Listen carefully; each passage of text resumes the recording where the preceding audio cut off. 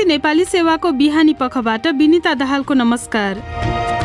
आज कार्यक्रममा थन्किएर रहेका वायु सेवा निगमका 5 वटा विमान भाडामा दिने प्रक्रिया सुरु भएको अधिकारीहरूको भनाई। भाडामा दिनको निम्ति हामीले अब टेन्डर डकुमेन्टहरू बनाउँदैछौँ। 10-15 दिनमा हामीले यो काम सकेर अनि अगाडि बढ्छौँ। त्यो भएन भने अनि फेरि बिक्री प्रक्रियामा जान्छौँ। कोरोना भाइरस परीक्षणको दायरा किन बढ्न नसकेको? पालिकामा कन्ट्याक्ट ट्रेसिङ हुन सकेको भए अलिकति टेस्टिङ बढी हुन्थ्यो। त्यो नहुनु पनि हाम्रो यो महामारीमा मुख्य चुनौतीको रूपमा रह्यो। स्वास्थ्य मन्त्रालयका प्रवक्ता कृष्ण पौडेल र आम्स्टरडामको सडकमा गोली प्रहारपछि एक डच पत्रकार गम्भीर घाइते। तर सबभन्दा पहिला आजका प्रमुख विश्व समाचार। सञ्जीव गिरीबाट समाचार सुन्नुहोस्। नेदरल्यान्ड्सका प्रधानमन्त्री मार्क रुटेले एकजना प्रख्यात खोज पत्रकार पीटर आर डेभ्रेसमाथि आम्स्टरड्यामको केन्द्रमा भएको आक्रमणको निन्दा गरेका छन्।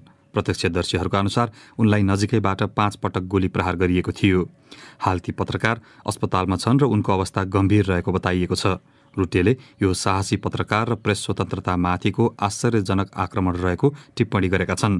आम्स्टरड्यामका मेयरले डेभ्रेसले जीवनका लागि सङ्घर्ष गरिरहेको बताउँदै घटनालाई क्रूर निर्दयी आक्रमणको संज्ञा दिएका छन्। घटनामा संलग्न रहेको आशंकामा प्रहरीले 3 जनालाई पक्राउ गरेको जनाएको छ। आपराधिक क्रियाकलापहरूबारे खोज पत्रकारिता गर्दै आएका उनलाई धम्की आएका कारण विगतमा प्रहरीले सुरक्षा उपलब्ध गराएको थियो। बन्दुकको प्रयोग गरी हुने हिंसा बढेसँगै न्युयोर्क राज्यका गभर्नर एन्ड्रयू कुओमोले त्यहाँ आपतकालीन अवस्थाको घोषणा गरेका छन्। जुलाई 4 तारिक अघिको सप्ताहन्तमा मात्रै 50 जनाभन्दा बढीको गोली लागेर मृत्यु भएको उनले बताएका छन्। उक्त कदमले त्यस्ता घटना बढिरहेका शहरहरूमा कानून पालना गराउनका लागि राज्यको उपस्थिति बलियो बनाउन मद्दत गर्नेछ। कुओमोले बन्दुक आतंकको साङ्लो भत्काउनका लागि यसलाई जनस्वास्थ्य सङ्कटका रूपमा लिन आवश्यक रहेको बताएका छन्। अमेरिकी सेनाले 2 वर्ष अघि प्रविधि कम्पनी माइक्रोसफ्ट कर्पोरेसनलाई दिएको 10 अर्ब अमेरिकी डलर बराबरको क्लाउड कम्प्युटिङ सम्बन्धी एउटा सम्झौता रद्द गरिदिएको छ। पूर्व राष्ट्रपति डोनाल्ड ट्रम्प नेतृत्वको प्रशासनले विवादास्पद परिस्थितिका बीच उक्त योजना माइक्रोसफ्टलाई दिएको थियो। पेन्टागनले उक्त कम्पनीले आफ्नो आवश्यकता पूरा गर्न नसक्ने र सम्झौता अर्कै प्रविधि कम्पनीसँग गरिने जनाएको छ। उक्त कामका लागि प्रमुख दावेदारका रूपमा हेरिएको माइक्रोसफ्टको मुख्य प्रतिद्वन्दी अमेजनले ट्रम्पले अनुचित प्रभाव पारेको आरोप लगाएपछि यो सम्झौता लामो कानुनी लडाईँमा संलग्न भएको थियो। तपाईँ बीबीसी नेपाली सेवा सुनिरहनु भएको छ। पेनाल्टी सुटआउटमा स्पेनलाई हराउँदै युरो 2020 प्रतियोगिताको फाइनलमा इटली प्रवेश गरेको छ। वेम्ब्लेमा भएको खेलमा इटलीले सुरुवाती अग्रता लिएको थियो, तर त्यसको केही समय पश्चात स्पेनले जवाफी गोल फर्कायो। अतिरिक्त समयमा दुवै टोलीले गोल गर्न नसकेपछि खेलको नतिजा पेनाल्टी मार्फत निर्धारण भयो। इटलीले आइतबार इङ्ल्यान्ड र डेनमार्क बीचको प्रतियोगिता विजेतासँग फाइनल खेलमा प्रतिस्पर्धा गर्नेछ। र अमेरिकाको मायामी राज्यमा झण्डै 2 हप्ता अघि आंशिक रूपमा भत्किएको एउटा भवनमा खटिएको उद्धार टोलीले थप 8 वटा मृत शरीर फेला पारेको छ। यो सँगै घटनामा मृत्यु भएकाहरूको हालसम्म थाहा भएको संख्या 36 पुगेको छ। 109 जनाको अवस्था अझै अज्ञात छ। प्रहरीले भवन भत्किँदा त्यसमा कति सर्वसाधारणहरू थिए भन्ने विषय पुष्टि गर्ने प्रयास अझै गरिरहेको छ। यो बीबीसी नेपाली सेवा हो।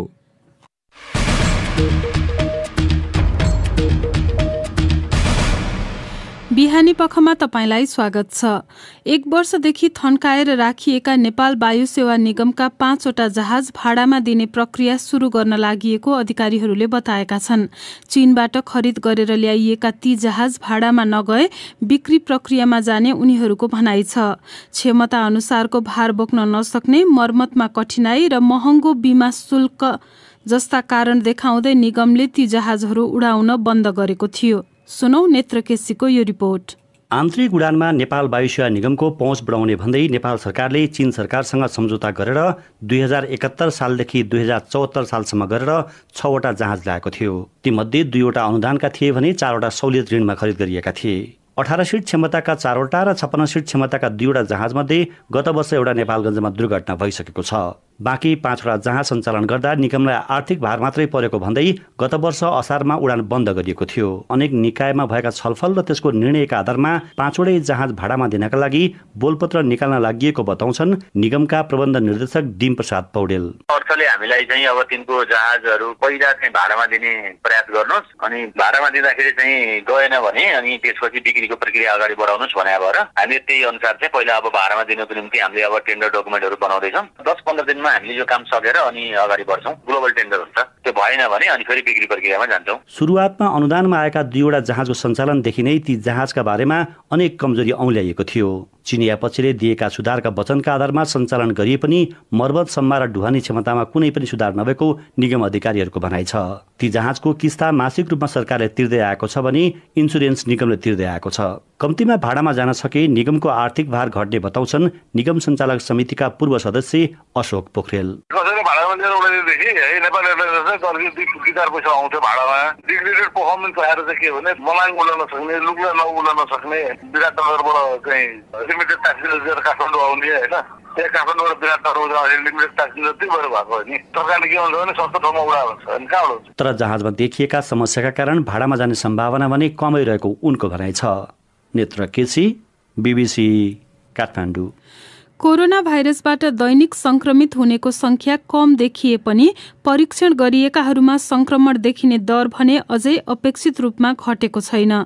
तर स्वास्थ्य मन्त्रालयको दैनिक विवरण हेर्ने हो भने परीक्षण कम भएको देखिन्छ। संक्रमित भएका व्यक्तिको सम्पर्कमा आएका व्यक्तिको परीक्षण नहुँदा जोखिम झनै बढ्ने चिन्ताहरू व्यक्त भइरहेका छन्। देशभर 96वटा प्रयोगशाला हुँदा र 16 लाख एन्टिजन किट परीक्षण वितरण हुँदा पनि परीक्षण किन बढ्न नसकेको? यही प्रश्न हामीले स्वास्थ्य मन्त्रालयका प्रवक्ता डाक्टर कृष्ण प्रसाद पौडेललाई सोधेका छौं।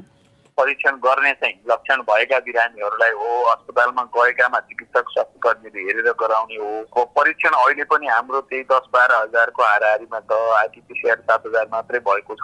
कतिपय स्थानमा समुदायमा एउटा हेजिटेन्सी, एउटा प्रकारको कोभिड हो भने चाहिँ हामी छुट्टै बस्न पर्ने, छुट्टै रहनु पर्ने हिसाबको पनि एउटा साइकोलोजिकल्ली पनि त्यो माइन्डसेटले पनि काम गरेको होला। समुदायमा टेस्टिङ चाहिँ विशेष गरी गाउँमा जति आशा गरे जति भएको छैन। गत वर्ष चाहिँ स्वाबहरू सङ्कलन गर्ने, त्यसपछि ल्याबहरूमा ल्याएर परीक्षण गर्ने गरिएको थियो। अहिले त्यो भएको देखिँदैन। त्यसको कारण चाहिँ के हो? हाम्रो अहिलेको जोड कमसे कम आफ्नो परिवारको, आफ्नो कार्यालयको सम्पर्कमा आएका व्यक्तिहरू सबैको परीक्षण होस् भन्ने चाहिँ हामी चाहन्छौँ। जस्तो 2000 जना त परीक्षणमा पोजिटिभ आउनु भएको छ भने उहाँहरूको कमसेकम 4 जनाको, एकजना सङ्क्रमितको 4 जना मात्रै कन्ट्याक्टमा रहेछन् भने 8000 को परीक्षण गर्नुपर्ने हुन्छ। त्यो चाहिँ आइडियल्ली पर्फेक्टली हुनै सकेको छैन। अहिले त अब मानिसहरू चाहिँ एक ठाउँबाट अर्को ठाउँ, अर्कोसँग व्यक्तिबाट अर्को व्यक्ति भेटिरहेका छन्। धेरै कुरा खुला भएको छ। अब यो बेलामा त यदि सङ्क्रमण छ भने त झन् सार्ने त जोखिम त बढेर पो जाला त, यदि त्यो सम्पर्कमा आएका व्यक्तिहरूको खोजी गर्न सकिएन भने त। अब यसका लागि कहाँ चुनौती छ भने 2500 जनामा 800-1000 जना जतिको फोन कि गलत हुन्छ, कि फोन उठ्दैन, कि सम्पर्क हुन सक्दैन, यस्तो समस्या छ। कमसेकम त्यो मोबाइल नम्बरमा सम्पर्क हुन सके पनि हामीले सही सूचना दिन सक्छौँ अनि उहाँहरूले पनि आफ्नो परिवारको सदस्यलाई परीक्षण गराउन सक्नुहुन्थ्यो। अब यसमा हाम्रो चुनौती नै छ। धेरैजनाले त्यो ल्याबको फर्म भर्दा लिएका नम्बरहरू कि गलत छन् कि अरूको मान्छेको नम्बर छ कि उठ्दैन, यसले पनि समस्या भएको छ। अब यो जनरली कन्ट्याक्ट ट्रेसिङ र त्यो काम चाहिँ स्थानीय पालिकाहरूले गर्ने हो। हामीले कहीँको पोजिटिभ आएपछि त्यो तथ्याङ्क चाहिँ सम्बन्धित पालिकासम्म पुर्याउने चाहिँ प्रयास गर्छौँ। त्यो पालिकामा त्यसरी कन्ट्याक्ट ट्रेसिङ हुन सकेको भए अलिकति टेस्टिङ बढी हुन्थ्यो। त्यो नहुनु पनि हाम्रो एउटा यो महामारीमा चाहिँ एउटा मुख्य चुनौतीकै रूपमा रह्यो। भनेको यसपालि स्थानीय तहहरूले गत वर्ष जसरी पहल गरेका थिए यो वर्ष गरेनन् भन्ने निष्कर्ष यहाँहरूको हो? केही पालिकाहरूमा प्रयासहरू भइरहेका छन्, नभएका पनि होइनन्। तर हामीले अझै सुधार गर्ने ठाउँहरू छ र केही पालिकामा पक्कै पनि समस्या नै छ। यसलाई त्यति ध्यान दिइएको छैन। अब ग्रामीण क्षेत्रमा पुग्ने गरी चाहिँ एन्टिजन परीक्षण गराइएको थियो। स्थानीय तहहरूमा उनीहरूले छैन हामीसँग त भन्छन्। केन्द्रमा त्यसको उपलब्धता के छ र त्यसको बारेमा चाहिँ के योजना बनाइएको छ? आजका मितिसम्म एन्टिजेनबाट जम्मा 39,910 जना पोजिटिभ हुनुभयो। एन्टिजेनको हालसम्मको परीक्षणको हामीले प्राप्त गरेको नतिजा भनेको 2,13,358 मात्रै हो, जबकि हामीले करिब 16 लाख जति एन्टिजेनहरू वितरण गरेका छौँ। ठिक छ, कुनै स्थानमा सकिएको होला, तर देशैभरि सकिएको चाहिँ म विश्वास गर्दिनँ। किनभने 16 लाखमा बल्ल 2 लाख जतिको हामीसँग रिपोर्ट प्राप्त भएको छ र केहीको रिपोर्ट प्राप्त नभएको भए पनि सबै ठाउँमा सकिने बेला नभएको जस्तो लाग्छ। यदि सकिएको छ भने उहाँहरूले प्रदेशमा रहेको मेडिकल स्टोरबाट चाहिँ त्यो माग गर्न सक्नुहुन्छ। अब सङ्क्रमणको जोखिम कायम नै छ। यो बेलामा चाहिँ परीक्षण बढाउनका लागि कुनै फरक योजना बनाउँदै हुनुहुन्छ यहाँहरूले? प्रत्येक पालिकामा कमसेकम जनस्वास्थ्य विषय अध्ययन गरेको, स्नातक गरेको एउटा जनशक्ति कमसेकम गाउँपालिकाको हकमा 1 जना, नगरपालिकाको हकमा 2 जना, उपमहानगरपालिकाको हकमा 3 जना, महानगरपालिकाको हकमा 5 जना, काठमाडौँको लगभग 7 जना जनस्वास्थ्यका निरीक्षकहरू चाहिँ पठाउने योजनामा छौँ। स्वास्थ्य मन्त्रालयले उहाँहरूको परिचालनको कार्यविधि पनि तयार गरिसकेको छ। उनी थिए स्वास्थ्य मन्त्रालयका प्रवक्ता डाक्टर कृष्ण प्रसाद पौडेल साथी नेत्र केसीसँग कुरा गर्दै। अब एउटा देश बाहिरको खबर। एकजना प्रख्यात डच पत्रकारलाई आम्स्टरडामको सडकमा गोली प्रहार गरिएपछि उनी गम्भीर घाइते भएका छन्। प्रहरीका अनुसार मंगलबार साँझ भएको घटनामा पीटर आर डी ब्रिसलाई अस्पताल पुर्याइएको थियो। बीबीसी विवरणमा आधारित रिपोर्ट सुनौ सञ्जीव गिरीबाट। राष्ट्रिय प्रसारक एनओएसले एउटा टेलिभिजन कार्यक्रममा सहभागी भएको केही बेरमै उनीमाथि आक्रमण गरिएको जनाएको छ। एउटा भिडियोमा डिभ्रिसको टाउकोमा चोट लागेको र उनी भुइँमा लडेको स्पष्ट रूपमा देखिएको छ। एनओएसले प्रत्यक्षदर्शीहरूलाई उद्धृत गर्दै उनलाई नजिकैबाट 5 पटक गोली प्रहार गरिएको जनाएको छ। आपराधिक क्रियाकलापहरूबारे खोज पत्रकारिता गर्दै आएका उनलाई धम्की आएका कारण विगतमा प्रहरीले सुरक्षा उपलब्ध गराएको थियो। आम्स्टरडामका मेयरले डिभ्रिसले जीवनका लागि सङ्घर्ष गरिरहेको बताउँदै घटनालाई क्रूर निर्दयी आक्रमणको संज्ञा दिएका छन्। प्रहरीले घटनामा संलग्न रहेको आशंकामा 3 जनालाई पक्राउ गरेको छ। नेदरल्यान्ड्स प्रहरीले घटनाको सीसीटीभी फुटेज अनि घटनाका प्रत्यक्षदर्शीहरूको सम्पर्कमा आउन खोजिरहेको छ, तर सामाजिक सञ्जालमा उनीहरूलाई भिडियो साझा नगर्न आग्रह गरिएको छ। घटनाबारे प्रतिक्रिया जनाउँदै नेदरल्यान्ड्सका प्रधानमन्त्री मार्क रुटेले यो साहसी पत्रकार र प्रेस स्वतन्त्रतामाथिको आश्चर्यजनक आक्रमण रहेको टिप्पणी गरेका छन्। बिहानी पखको अन्तिम विषय।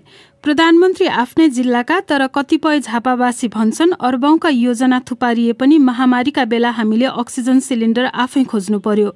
कोभिड लागेका बेला आफ्नो ज्यान आफै जोगाउँ भन्दै अक्सिजन सिलिन्डर बैंक स्थापनामा लागेकाहरूको अनुभव उमाकान्त खनालबाट। गत साल कोरोना भाइरस संक्रमणको पहिलो लहरमा कोरोना परीक्षण गर्न नपाएका झापावासी पीसीआर प्रयोगशाला स्थापना गर्न पैसा उठाए, प्रयोगशाला स्थापना गरे। अहिले त्यही प्रयोगशालाले झापा लगायत पूर्वी पहाड़का सर्वसाधारणको पीसीआर परीक्षण गरिरहेको छ। दोस्रो लहरको महामारीका बेला अक्सिजन अभाव हुन थाल्यो अनि पुनः झापावासी जुरुक्क उठे। अक्सिजन सिलिन्डर बैंक स्थापना गर्न सहयोग गरेकी बिर्तामोड झापाकी पार्वता खरेल बिमली। जनता पक्षकी मर्न थाले, सिलिन्डरको अभाव भयो। राज्यले भ्यू टावर जस्ता विभिन्न ठाउँमा चाहिँ अनावश्यक करोडौं अरबौं रुपियाँहरू चाहिँ डुबाएको अवस्था छ, तर नागरिकको लागि चाहिँ उसले केही पनि स्वास्थ्य क्षेत्रमा हेरेको छैन। गुनासा प्रायका उस्तै छन्। जनताको स्वास्थ्य सुरक्षाको जिम्मा सरकारले लिने होइन र, तर बिर्तामोड झापाकी पुष्पाञ्जली सिन्हा भन्छन् सरकारलाई पुगेर बस्नु भन्दा थोरै भए पनि यो अभियानलाई योगदान गर्ने भन्ने चाहिँ सोच आएर प्रयोग गरिएको हो। झापामा उक्त बैंक स्थापना नभएको भए अस्पतालहरूले अक्सिजन सिलिन्डर पाउन नै गाह्रो हुने अवस्था रहेको प्रमुख जिल्ला अधिकारी श्रवण कुमार तिमिल सिन्हा बताउँछन्। साथीहरूले जुन सहयोग गर्नुभयो त्यसले धेरै भरसक हामीले चाहिँ पुर्याएको स्थिति हो।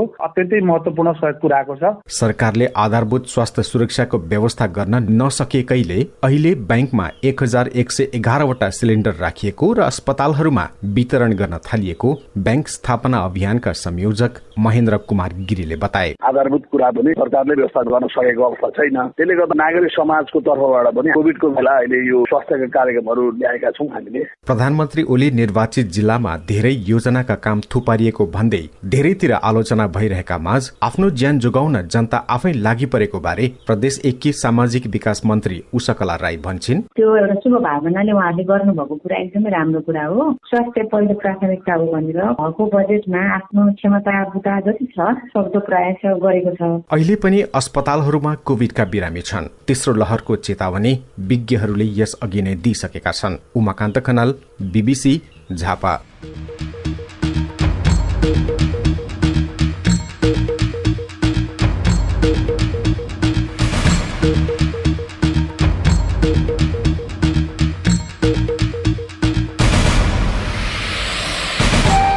हवस् त, यसका साथै बीबीसी नेपाली सेवाको बिहानी पख यही सकिन्छ। बेलुकी 9:15 बजे साँझ पख लिएर हामी फेरि उपस्थित हुनेछौँ।